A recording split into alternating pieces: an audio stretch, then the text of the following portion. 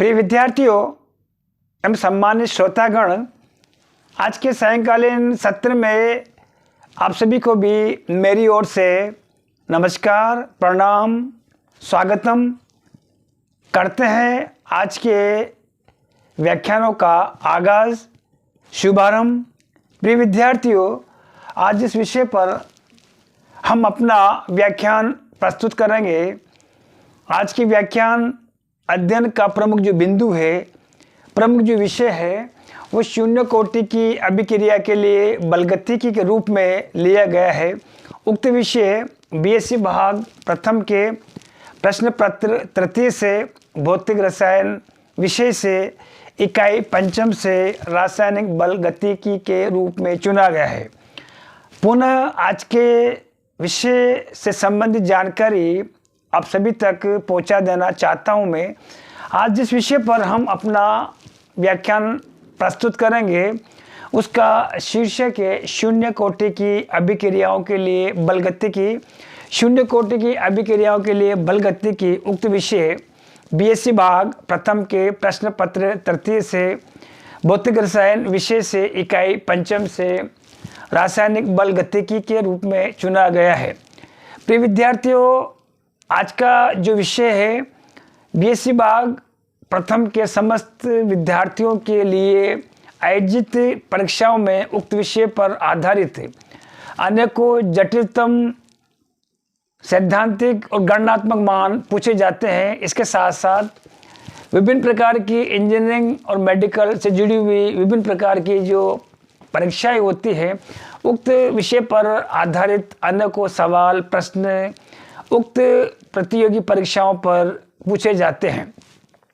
आज के व्याख्यान शून्य कोटि की अभिक्रियाओं के बलगतिकी को हम प्रारंभ ठीक उसी तरह से करेंगे।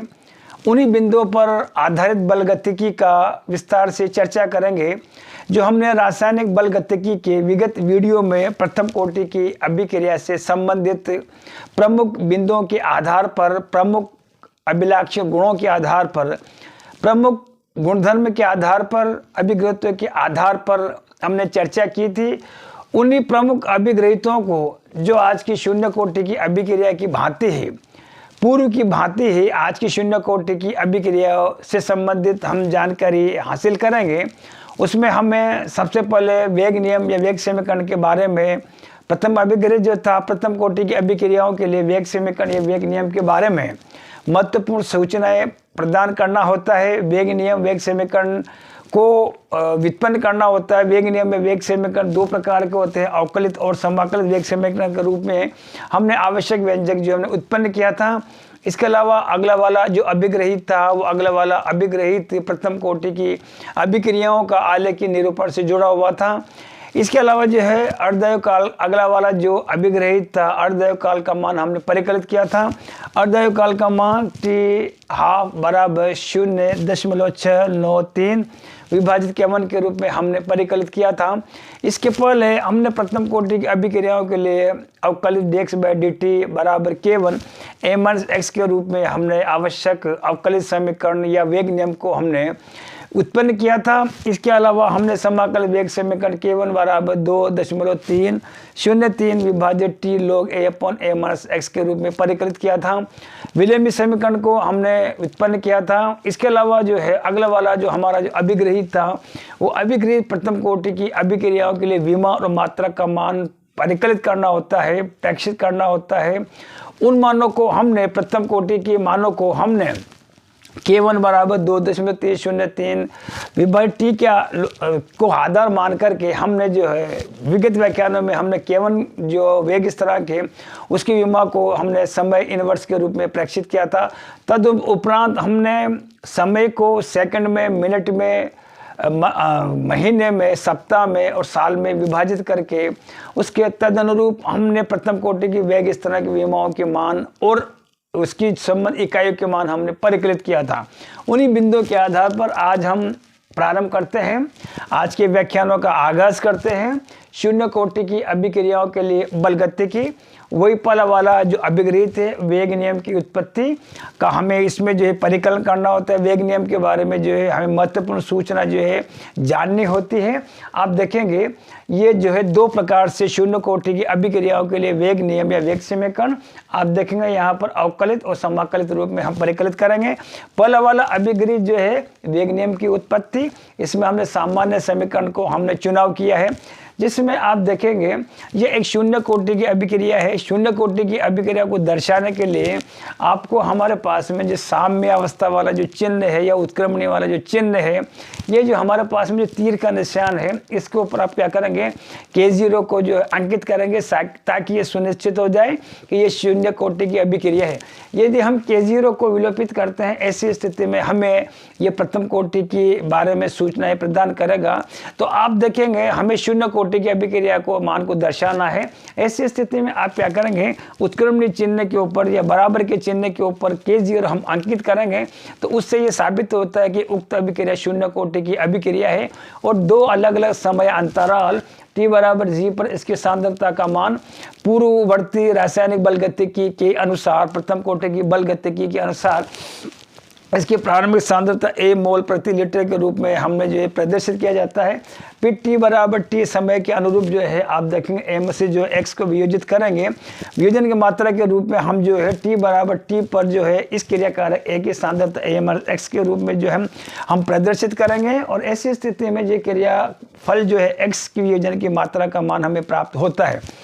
अब यहाँ पर देखेंगे मैंने यहाँ पे लिखा है शून्य कोटि की अभिक्रिया, जीरो ऑर्डर ऑफ रिएक्शन को आप परिभाषित करेंगे कि शून्य कोटि की अभिक्रिया वो अभिक्रिया होती है जिसमें रासायनिक अभिक्रिया का वेग क्रियाकारी पदार्थ की प्रारंभिक सांद्रता की शून्य घात के समानुपाती होता है। प्रिय विद्यार्थियों, -d/dt A-x यह अभिक्रिया के वेग के मान को दर्शाता है और A-x जो है आप देखेंगे t बराबर t समयों के संगत जो इस सांद्रता के मान को प्रदर्शित करता है। अब परिभाषा के अनुसार जो है रासायनिक अभिक्रिया का वेग इस सांद्रता की शून्य घात के समानुपाती होगा। प्रिय विद्यार्थियों, हम यहाँ पर जो है -d/dt इस समानुपाती को हम क्या करेंगे हटाएंगे यहाँ से। ऐसी स्थिति में हमें A-x घात शून्य और किसी भी समानुपाती जो प्रक्रिया है, ये समानुपाती का यदि हम चिन्ह माने, इसको हटाने के लिए किसी भी हमें एक इस तरह की आवश्यकता होती है। तो ऐसी स्थिति में यह आवश्यकता जो है शून्य कोटि के वेग स्थिरांक K0 के रूप में हमें प्राप्त होती है। इस समानुपाती को हम यहाँ से जो है K0 के द्वारा प्रतिस्थापित करेंगे और बाकी जो राशि है उसको आगे जो हम हल करते हैं और यहाँ पर d/dt जो ऋणात्मक है, ये क्रियाकारक की सांद्रता को बताता है, क्योंकि जैसे जैसे अभिक्रिया अग्र दिशा की ओर बढ़ती संपन्न होती है, ऐसी स्थिति में क्रियाकारकों की सांद्रता के मान घटते हैं। -da/dt प्लस dx/dt बराबर जो है K0। किसी भी जो वस्तु है आप देखेंगे, किसी भी जो राशि है उसकी जो घात शून्य होती है उसका मान इकाई होता है। तो आप देखेंगे A-x की घात जो शून्य होगा तो इसका मान जो है इकाई के रूप में प्रक्षित किया जाएगा और किसी भी स्थिरांक राशि का जो अवकल जो होता है उसको जो है शून्य के रूप में प्रक्षित किया जाता है। तो शून्य आगे देखेंगे प्लस dx/dt बराबर जो है K0 के। और इस प्रकार से हमें पहली उपलब्धि वेग नियम की अवकलित वेग समीकरण के रूप में प्राप्त होती है। ये पहली उपलब्धि जो हमारा जो पहला वाला जो भाग है अवकलित वेग समीकरण का प्राप्त करना, तो dx/dt समीकरण नंबर 2 मैंने यहाँ भी ए भी लिखा है। तो 2a का मतलब होता है हमारे पास में अवकलित वेग समीकरण प्राप्त किया है। अब पुनः समीकरण नंबर 2 समाकल वेग समीकरण प्राप्त करने के लिए इसको सुव्यवस्थित करते हैं और गणितीय प्रक्रिया समाकल की प्रक्रिया हम इस पर जो है लागू करते हैं, आरोपित करते हैं। आइए देखते हैं, समझने का प्रयास करते हैं। समीकरण नंबर 2 को व्यवस्थित करते हैं तो dx बराबर जो है K0 t के समीकरण नंबर 3 हो जाएगा। इसका समाकलन करेंगे, समाकलन की प्रक्रिया में dx बराबर हो जाएगा K0 समाकलन के भीतर की जो राशि है K0 t के रूप में जो है इसको अंकित की जाएगी। चूंकि यहाँ पर जो है K0 मैंने यहाँ भी लिखा है शून्य कोटि वेग स्थिरांक है, तो समाकलन की प्रक्रिया के दौरान इसको हम स्थिर राशि स्थिरांक राशि है इसकी बाहर की ओर जो है इसको हम हटाते हैं। बाहर से इसको जो है हटाने के उपरांत आप देखेंगे समाकलन dx का मान जो होता है समाकलन की मूलभूत गणितीय प्रक्रिया के अनुसार जो है समाकलन dx का मान x के बराबर होगा और K0 जो है यहाँ पर आप देखेंगे ये शून्य कोटि का जो है आप देखें वेग स्थिरांक होगा और समाकलन t का मान जो है t के रूप में हम यहाँ पर जो अंकित करेंगे, प्रदर्शित करेंगे। जैसे हम समाकलन को हटाते हैं ऐसी स्थिति में एक हमें नया स्थिरांक जो है वो देखने को मिलता है, नया स्थिरांक प्राप्त होता है, वो स्थिरांक कहलाता है c यहाँ पर जो समाकलन स्थिरांक कहलाएगा।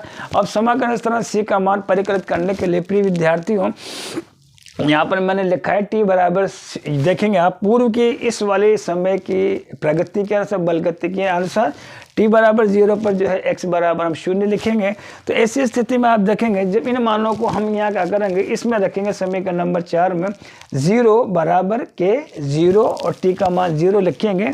तत्पश्चात हम इसको हल करते हैं। तो हल करने के उपरांत में t बराबर 0 के संगत x बराबर 0 समीकरण नंबर 4 में रखेंगे।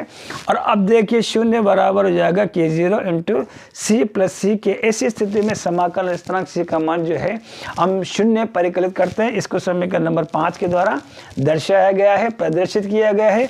अब इस समीकरण नंबर आप देखेंगे 5 का मान समीकरण नंबर 4 में रखेंगे। समीकरण नंबर 4 में रखने पर हमें x बराबर के 0 t, अगला वाला जो है उपलब्धि जो है वेग समीकरण समाकलित के रूप में हमें देखने को मिलती, प्राप्त होती है। इस प्रकार से हमारे अगली उपलब्धि के रूप में अगले वाली जो उपलब्धि है हमारे पास में वो समाकलित वेग समीकरण के रूप में प्राप्त होगी। ये समीकरण नंबर देखेंगे छठा वाला x बराबर के 0 t, आप देखेंगे ये समाकलित वेग समीकरण शून्य कोटि के रूप में हमने परिकलित किया है। इसकी तुलना यदि हम करें तो प्रथम कोटि की अभिक्रिया के संबंधित जो है समाकलित वेग समीकरण पूर्व के रासायनिक बल गतिकी के वीडियो में हमने K1 बराबर 2.303 विभाजित t log a/a-x के द्वारा परिकलित किया जा। तो जहां पर समीकरण नंबर 8 के द्वारा प्रथम कोटि की अभिक्रिया के लिए वेग समीकरण का मान समाकलित में परिकलित किया था, ऐसी स्थिति में आप देखेंगे समीकरण नंबर 6 भी x बराबर के 0 t जो है आप देखें समाकलन के रूप में एक अन्य रूप में जो है शून्य कोटि की अभिक्रिया के लिए वेग समीकरण का मान समाकलित रूप में हमने प्राप्त किया है। इस प्रकार से बल गतिकी का पहला वाला जो हमारा अभिक्रिया था वेग नियम की उत्पत्ति, वेग नियम की उत्पत्ति हमने दोनों माध्यम में, दोनों प्रारूपों में, दोनों प्रावस्थाओं में हमने परिकलित किया है, अवकलित रूप में और समाकलित के रूप में परिकलित किया है। अब बारी आती है आलेख के निरूपण की। पूर्व के प्रथम कोटि के रासायनिक बल गतिकी से जुड़े हुए वीडियो के प्रमुख अभिग्रहित के आधार पर यहाँ पर अगला वाला जो अभिग्रहित जो है आलेख के निरूपण है। समीकरण नंबर जो आप देखेंगे छठा जो बी है इसको वहां से उठाएंगे। समीकरण नंबर 6 भी x बराबर के 0 t है। इसकी तुलना जो है एक सरल रखेगा कि समीकरण पूर्ववर्ती वीडियो की भांति प्रथम कोटि के बल गतिकी से जुड़े पूर्ववर्ती वीडियो की भांति इस समीकरण नंबर 6 बी का मान जो है हम x बराबर के 0 t जो आज का हमारा जो है समाकलित शून्य कोटि की अभिक्रिया के वेग समीकरण वेग नियम के मान को दर्शाता है, इसकी तुलना y बराबर mx प्लस c के रूप में करेंगे। जैसे हम इसकी तुलना करते हैं आप देखें y का जो तब्दीली या परिवर्तित जो राशि का मान जो होता है y बराबर जो है आप देखेंगे x जो है y एक्सिस के रूप में हमें प्रेक्षित करने को मिलेगा। और ऐसी और दूसरी तरफ देखेंगे x बराबर जो है समय के रूप में जो t जो है वो x बराबर t समय जो है वो x एक्सिस पर देखने को अंकित करने को मिलेगा आलेख के निरूपण में। हालांकि इसके बाद आप देखेंगे ये एक m बराबर जो होता है ये ढाल जो होता है ये शून्य कोटि के वेग स्थिरांक के 0 के मान के बराबर होता है। फिर से समझने का प्रयास करते हैं हम इसको कि शून्य कोटि की अभिक्रियाओं के लिए किन किन राशियों के मध्य जो है यहाँ पर प्राय विद्यार्थी जब शून्य कोटि की अभिक्रियाओं में आलेख के निरूपण की चर्चा करते हैं, उस पर बात करते हैं, तो ऐसी स्थिति में प्राय विद्यार्थियों से विभिन्न प्रकार की प्रतियोगी परीक्षाओं में जो पूछा जाता है कि शून्य कोटि की अभिक्रियाओं के लिए कौन कौन सी राशियां हैं जिनके मध्य ग्राफ को जो है आलेख को खींचा जाएगा। पहले वाली जो समस्या है वो इस तरह से पूछी जाती है, सवाल इस तरह से पूछा जाता है। फिर दूसरे वाली जो समस्या है, जो दूसरा वाला जो भाग होता है कि जो ग्राफ आप खींचने जा रहे हैं उसका जो है आकार कैसा होगा, आकृति कैसी होगी।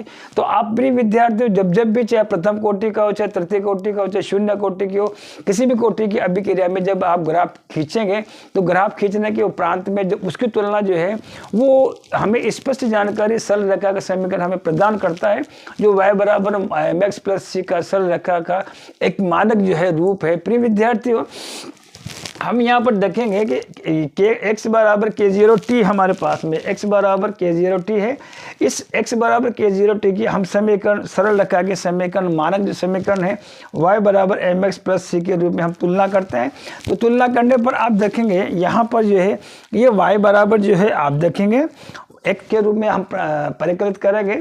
y बराबर, वैसे तो x और y दो अलग अलग अक्षिस को दर्शाता है, लेकिन एक उक्त मानक समीकरण के माध्यम से y बराबर जो है ये x के रूप में परिकलित करेंगे और इसको क्या करेंगे, एक्सिस की जो y एक्सिस पर जो है हम इसको पैमाना मान कर ही करेंगे। और दूसरा जो है हमारे पास में x बराबर t है, इसको जो है एक्सिस के रूप में हम आरेखित करेंगे और दोनों x बराबर y बराबर x बराबर t को मान करके मूल बिंदु से गुजरती हुई एक सरल रेखा प्राप्त होगी। क्योंकि ऐसी स्थिति में आप देखें अंतःखंड C का मान जो है यहाँ पर लिखता हूँ मैं, अंतःखंड C का मान जो है 0 होगा, क्योंकि यहाँ पर अंतःखंड में कोई किसी भी राशि का सम्मिलित नहीं किया गया, समावेशित नहीं है। ऐसी स्थिति में अंतःखंड का मान C होगा और इस प्रकार से जो अगला वाला जो भाग है हमारे पास में जो है आलेख की निरूपण का संपन्न होता है, पूरा होता है। आने वाले व्याख्यानों में अर्धआयु काल और संबंधित जो गणनात्मक मान है, न्यूमेरिकल प्रॉब्लम, शून्य कोटि की अभिक्रिया से जुड़े हुए विभिन्न प्रकार की अभिक्रियाओं के लिए कक्ष में अपने व्याख्यानों में हम शामिल करेंगे, उनको हल करेंगे। फिलहाल इतना ही, आप रखिए अपना ख्याल, मुझे दीजिए इजाज़त। पुनः आप सभी को कोटि कोटि धन्यवाद, आभार और नमस्कार।